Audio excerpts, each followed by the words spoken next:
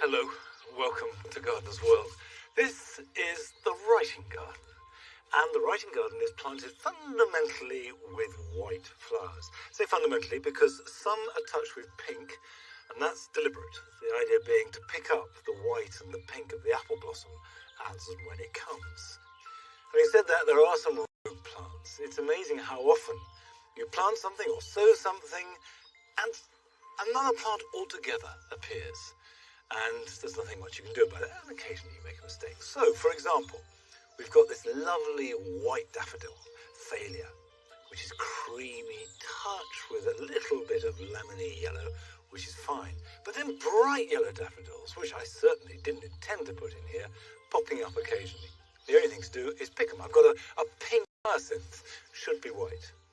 And these rogues will make perfectly good plants elsewhere. I'll move them in a few weeks' time, but for the moment, I'll let the flowers come, pick them, put them in a vase, and they'll be fine, but not here in the writing garden. There's not too much purification needed, and it's always so exciting to see this growth coming through after a barren winter. The flowers are appearing every day. And what is also starting to appear are my bees, and it's time to see how they're getting on. This week, Carol is visiting a garden filled with flowers that thrive in shade. This time of year, a woodland garden is just a thing of beauty. It's very natural. It doesn't say anything, really. And Frances Tophill begins a new series of films, trialling some of our most popular vegetables. We're going to learn from this which are the highest yielding and, really importantly, which taste the best.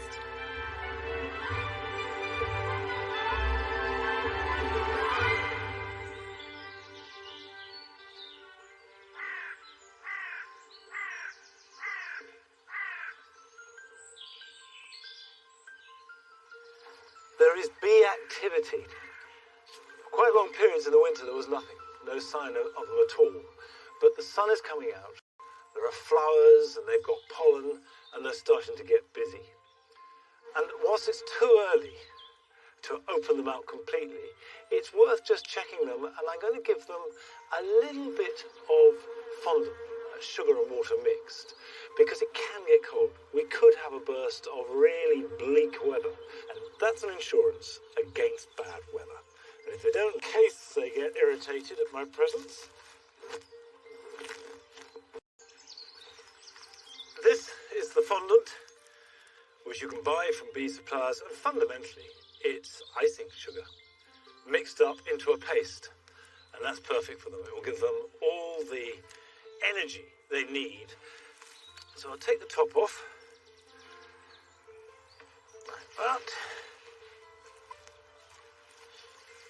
Now this is the top bar hive, so that the combs run downwards, and if I just take this off first, which is the stopper, and there should be a couple of empty ones there,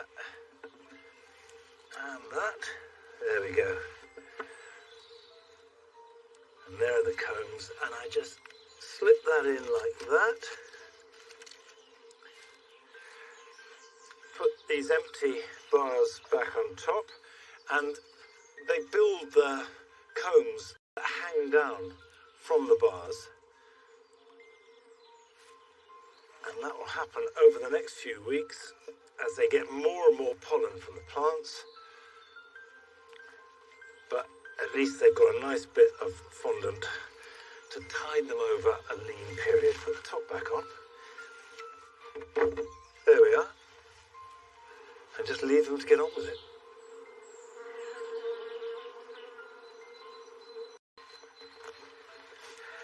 Well, I do hope that the sun stays out and they don't need that fondant.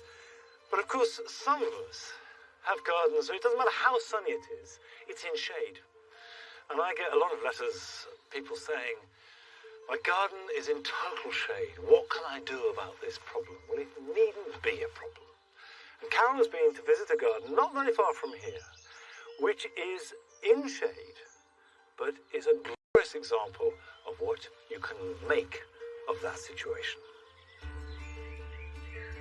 Whether it's a border illuminated through a profusion of leaves, or a damp oasis in the shadow of a wall, we all have shady spots in our gardens. Yet, with a little thought and imagination, we can turn them into the most magical of places. Over the last 15 years, through trial and experiment, Stuart Donachie has learned just what to grow in shade. I know people are always talking about enchanted woodland, but this really is magical, Stuart. This time of year, a woodland garden is just a thing of beauty. It's very natural. It doesn't say anything really. All these anemones, they're wild anemones which come out. So this is all native, is it, Yeah, Stuart? almost all native. I garden very lightly in here, and I've only introduced the odd plant into it. But all these plants exploit this opportunity, don't they? Yeah, this time of year, there's very little cover from the leaves above. It's a deciduous woodland. The light streams in, the plants grow, they burgeon. They just take real opportunity of all this wonderful moisture, which is unusual in this part of the garden, which in the summer is very, very dry. But they've all evolved in different ways to cope with that sort of situation. They have. The wood anemones have got these little rhizomes that creep everywhere. But it's not just native plants you've got in here. Look at that. Look at that. That is lovely. There's a lovely trillium. That's an American woodlander. They like it as now. They get a bit of moisture in the spring, and then they can be baked all summer. It's growing away fantastically here. Because there's the same kind of temperate woodland, isn't Yes, there? it is Right the same. the way over Yeah. from the Far East through the Middle East, right the way through Europe and across to the People think of them as acid lovers as well, but so many of them will actually grow in neutral conditions.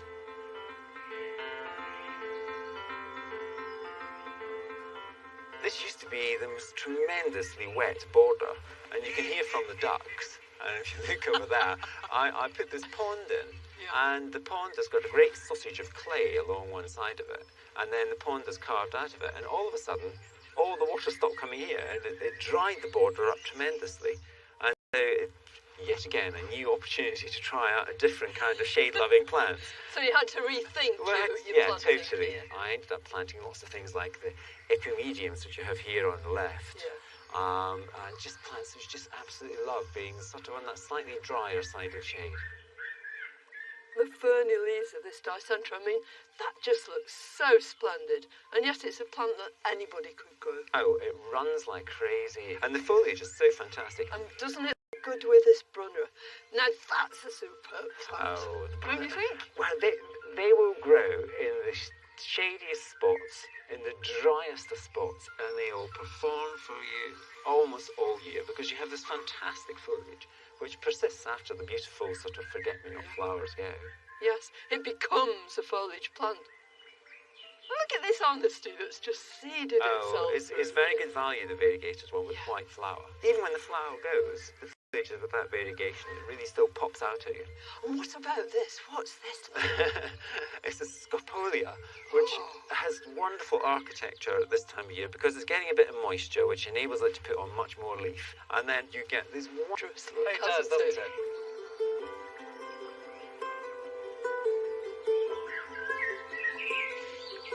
This area you'll see is a very, very different area where you start seeing much bigger leaves because this is a very wet, damp shade in here. And particularly down here in the water, you can grow some really very big leaf things like the skunk cabbage down here. It's Lysichiton. Yeah. So how deep does the water get here? I mean, is it always this Well, really nice trickle? if we get quite a lot of rain, Yeah. then it can come up to 2 or 3 feet. All the plants which are here have got very thick, fleshy roots. Yeah. And some of them have got things like the Lysichiton that just goes straight forever. Right down in. And hostas. have Hostas as deep well. roots, don't they? And so they take the water belting through, Yeah. and they remain firmly anchored. Very few ferns really love their feet in the wet, but Oh, yeah. Matuccia does as well. Oh, doesn't it? it's a shuttlecock fern. It's beautiful. Most people think of euphorbia as something which only grows in sun and dry. And there's a euphorbia here, which is Euphorbia palustris. Which means living by a stream. Yeah, and Yeah. It needs water. And as well as all these glorious big clumps of things. You've got some very, very special stuff too, haven't you? Yeah. Look at that. It's a portofilum. Who couldn't love that foliage? I mean, just look at the big shiny leaves. And it's spreading, isn't it, here and there? Yeah, it runs. It's got a very fleshy rootstock, and it goes through all the really moist soil, and then pops up, as you can see, in the middle of the path. Here, there, and Oh, everywhere. Very yeah. convenient places.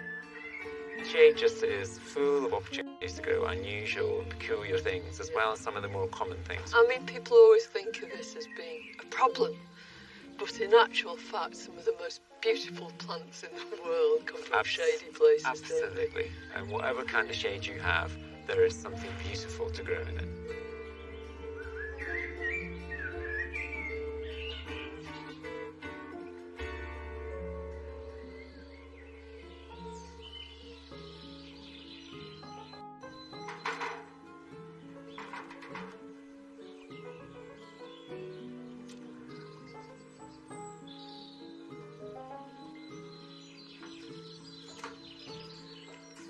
One of the features of this garden is that the shade has changed really quite a lot in the last 5 years or so. Trees I planted 25 years ago cast no shade at all for the first 10 years, and then gradually, as they've grown, that shade has grown, and suddenly an area that was in full sun is now very shaded, and so I've had to adapt the planting. And in this part of the garden, I'm making a new path. You can see, still very much in the process of being made. I had meant to have it all finished by now, but there have been delays. That's the way life goes. But you can see the stage we're at, and this will have pavers on edge running down. And what I want is a fairly low-key path, so we can take a wheelbarrow up and down without causing mud between the borders. And I'll get that done sometime over the next few weeks. We'll come back to it before I finish it. But planting and shade. And I've got a couple of plants here which are perfect for shady positions. This border was, this time last year, part of our compost teams. So it's very young. It's just at the stage of being planted. But you can see the ferns are looking good. This is Helleborus foetidus, one of our native hellebores. Primrose is coming in here, and it's starting to get a feel. So I want to build the tapestry. Not every plant can be a star. And I've got two. We've got Tiarella and Telema. Now this is Telema grandiflora forest frost. Telema is a saxifrage, comes from North America, and likes cool, light shade with a fairly rich soil. And you get these leaves, which are coloured, but also flower spikes. They rise up. You have little bells on racemes. They're subtle, delicate, but really charming. And most importantly, they form part of the drift and the tapestry and the flow of shady planting. They go really well with ferns and hellebores, so we'll place these there. We want to build up drift, put that into there. As well as a couple of telemas, I've got here a Tiarella Spring Symphony, with these white spikes of flower rising up. And Tiarellas also like cool, rich positions, shade of woodland, not too dry, that is really important, and not too hot. They don't like blazing hot sun. So this will be perfect. This is Tiarella Pink Skyrocket, and the name implies that there is a touch of pink to go with it, which of course will pick up with the pink of the apple blossom. These Tiarellas spread by stolons, rather like strawberries, with runners, along the surface of the ground, and they will spread quite well. This, I think, can come down here, actually.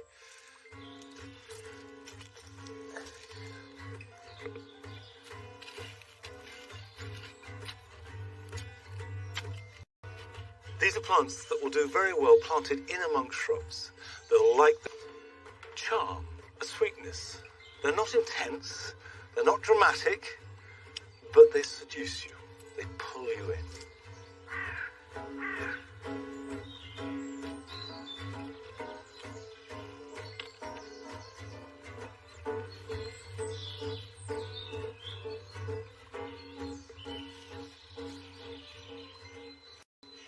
Well, now they're planted, these almost disappear into the mulch, but they will grow very quickly. And the telema and the tiarella will start to flower in the end of April and May. And although they'll never sing their song from the rooftops, they are really charming, and I love them. And also very, very good plants for what might be seen as a tricky situation. Now, later on in today's programme, I will be starting to lay out my new veg plot. What I'm looking for there is to extend the range of veg, grow some heritage varieties, things that look good and taste delicious. But when you start to grow veg, it is quite tricky to know what varieties to grow and which do the best. And Francis Tophill is starting a trial which will follow throughout the year, looking at those varieties which taste best and have the best harvest. This veg trial is so exciting because we're growing 4 of the most easy vegetables: cucumbers, tomatoes, sweet corn, and climbing French beans. And we're going to learn from this which are the highest yielding and, really importantly, which taste the best. I would encourage everyone to try growing veg. It's a brilliant thing to do. And also, the taste of them is so much better than anything you buy. I've seen this firsthand in my work at a charitable trust in Devon, which runs a market garden. It's just such a rewarding process for anybody, however good you are and however experienced you are. To start our trial, I've come to my local RHS garden here in Devon, Rosemore. We'll also be running the trial at RHS Harlow Carr in Yorkshire, which means we can compare how our vegetables perform in different climatic conditions. Now, with the 4 veg we have, there are 3 varieties of each, which means they may have a slightly different flavour, they may look slightly different. And today I'm just going to be planting 1 of each, but for the rest of them, do check out the website. So if I start with cucumbers, it really is an easy seed to grow. I've got a 9cm pot, which you can pick up anywhere. The compost that we're using to grow this is a specialist seed compost, which means essentially it's very low in nutrient. Seeds don't actually need nutrients. What they need is moisture and somewhere to put their roots. As well as that, we have perlite mixed in, which helps to retain moisture and helps to drain. There is a plant that tends to rump away as the year goes on, so don't sow too many unless you have a huge space to grow them in. So this is going in the pot upright. We don't want it sitting flat because it might well rot in the water, so pointing up. This particular variety is called Market Moor, and the claim is that it's a brilliant variety for growing anywhere in the UK outdoors. We'll see if that's the case here in Devon and in Yorkshire and wherever our wonderful British summer sign has to throw these seeds.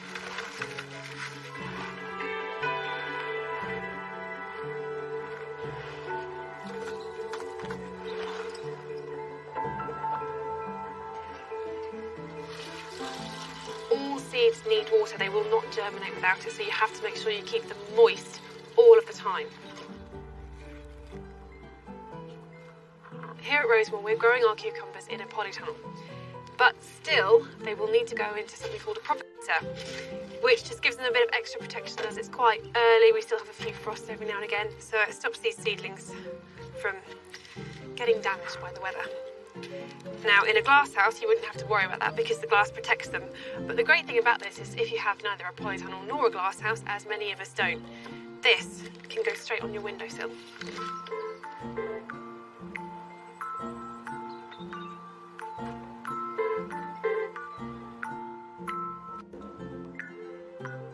The next seed to sow in our veg trial, although technically it's a fruit, is a tomato. Now we're going for tumbler F1.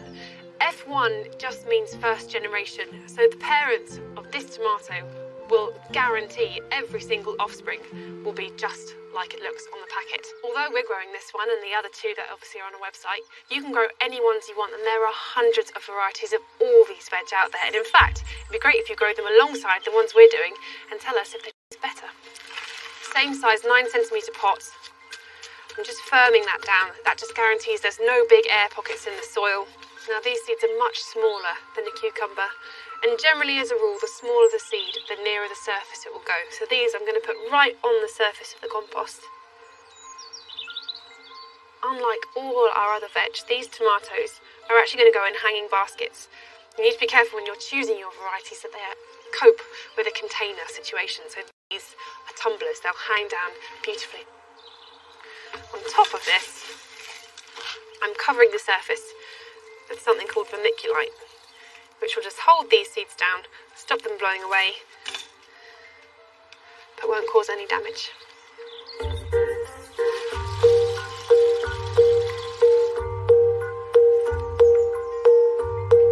As with cucumbers, tomatoes are a little bit more tender in their early stage of life, so I'm going to put the propagator. And this one has the added bonus of being electric, so plug this in and it will get bottom heat, which just gives tomatoes the kickstart that they really need.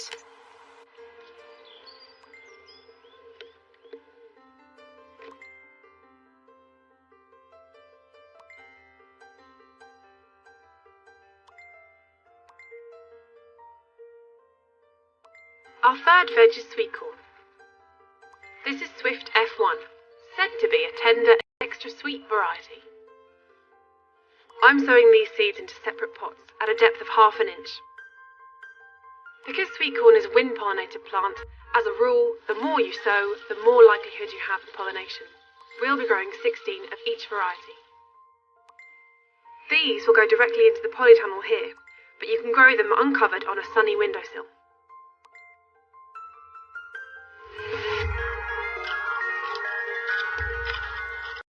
So our veg trials are underway, and if you want to join in, don't delay. Check out the varieties we're using on the website, order your seeds and get sowing. What about the French beans, I hear you cry?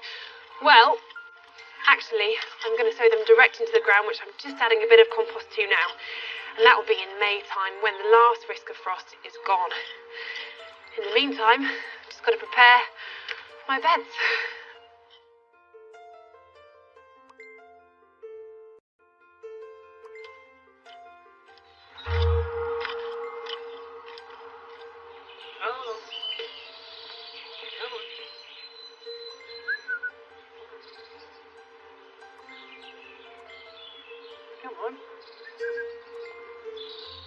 Well, certainly I can't imagine gardening without growing veg. And I love it. I've been doing it for absolutely ages, but every year it gets more exciting. And this year, it's about to get even more exciting yet. Because although we've got a perfectly good vegetable garden with raised beds, I'm expanding. Coming out into this plot here. Now, this was our nursery beds. So we've got a nice big space, which I can fill with veg, and not just any old veg. What I want to get back to is that sense of delight and excitement about special vegetables, heritage varieties, vegetables that I don't normally grow perhaps, things like okra, purple carrots, lovely purple podded peas. Try things out, and things that are especially delicious. Now, it doesn't matter what kind of vegetables you're growing, where you're growing them or how you're growing them. There are certain things you need to consider before you start. And the first thing is, what is the sun doing over there? Which means that is south, so this side of the garden is the sunniest bit, which is why I've dug along here and don't intend to have a path, because I want to use this for maximum sunshine. And most vegetables do best in full sun. Some really need it. Squashes, sweet corn, courgettes, if you're growing plants like basil, must have as much sun as possible. Conversely, it means that this end is going to be in shade for some of the day. And that will be fine for spinach, for lettuce, gooseberries, red currants. They will cope and actually be fine in a bit of shade. So already, the sun is starting to dictate the layout of the garden. First thing to do is mark out the path. Good idea to have a good ball of twine. This is hop twine, which was used around this part of the world for tying up hops, less and less now, but it's lovely stuff. And get some canes and mark it all out before you plant, dig or sow anything. Get the structure exactly as you want it. So if we start here, push that in, and I want the path in the middle to be quite wide. It must be wide enough to take a barrow, so it's going to be 5 foot. 2, 3, well that's 4 foot. So if we go to the edge there, 3, 4.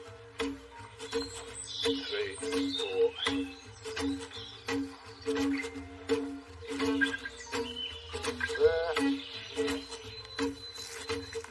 The whole of Longmeadow was laid out in this way.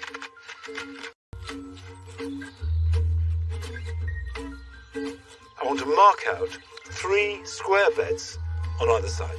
That means I can have a tripart rotation. When I've got it all strung out, I can see how it looks, and then I'll fine-tune it. All this before I sow a seed. Plan it out. Work out what you want from your vegetable garden, how it's going to look, how it's going to be part of your life. And in a week or two, we'll be sowing seed, planting plants, and the journey has begun. Now, I guess some of you don't grow vegetables and can't be persuaded to, but I bet here are some jobs that you will want to do this weekend. As daffodil flowers fade, they develop seed heads. If they're grown in long grass, they should be left, as this is a good way for them to spread. But if they're in a container or a border, cut off these seed heads, leaving the stem. This will enable all the energy to go into the bulb and therefore next year's flowers.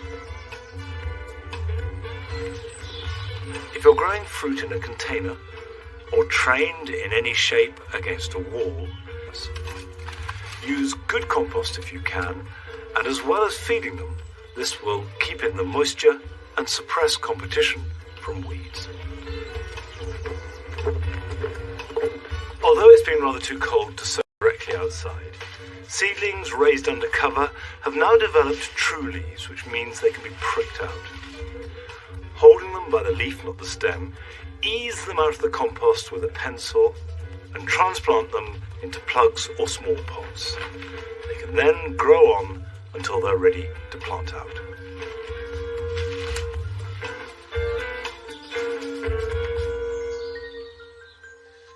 The spring garden is moving into its next phase.